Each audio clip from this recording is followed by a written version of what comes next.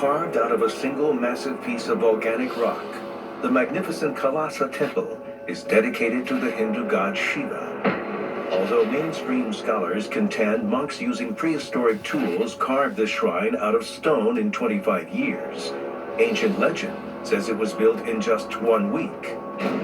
But how in the world could this be possible? Did the Hindus know more about the world and the way it worked than we do today? What can we learn from the reverence for this god Shiva?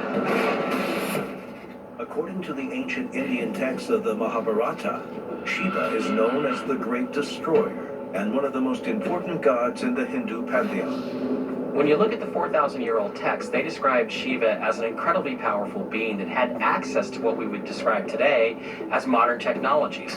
Flying machines, destructive rays and weapons that were used against other gods in battles in the sky.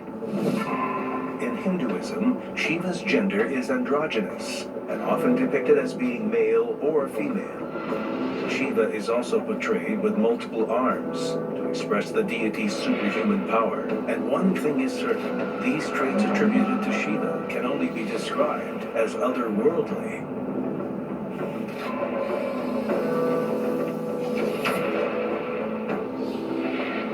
If we look at the Mahabharata, we are told that these gods would fight with one another. They would have wives. They would consort with the natives, if you will. They interacted with their creation. We see this in other stories about the Greek gods. So this is crucial. Terrible weapon. Immortal? Yes. Human-like? In their foibles? Yes. This is what we're dealing with when we look at the Hindu god Shiva. Shiva was a being of incredible powers and talent. Now, when you look at what was created at Kailasa, what you see is the type of technology that Shiva is described as wielding right there in a temple that, guess what, is dedicated to Shiva.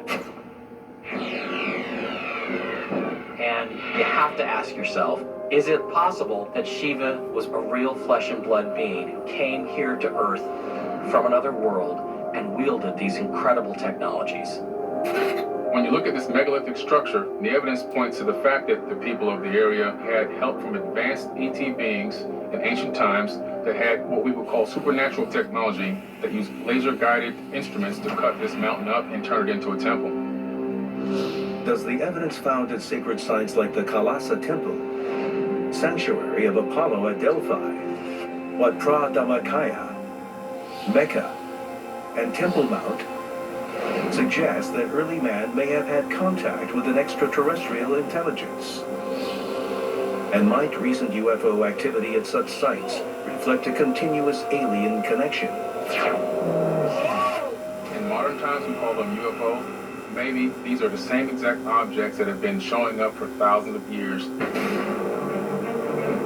If you look at all these sacred sites and the fact that they're all connected to the gods in various different ways, either through the construction themselves or through the scriptures, it makes complete sense that extraterrestrials would visit and be sighted over these particular sacred sites. All of these stories that we have heard about all have this in common. Beings from above come down to us with wisdom, with compassion, showing us a new way to live. We could use that knowledge today, and we ignore it at our peril. When Muslim pilgrims encircle the sacred Kaaba, or the Jewish faithful pray at the western wall of Temple Mount, or Buddhists meditate at Wat Phra Dhammakaya, are they venerating and keeping alive a connection to the ancient time, a time when otherworldly beings may have come down from the sky and walked among us?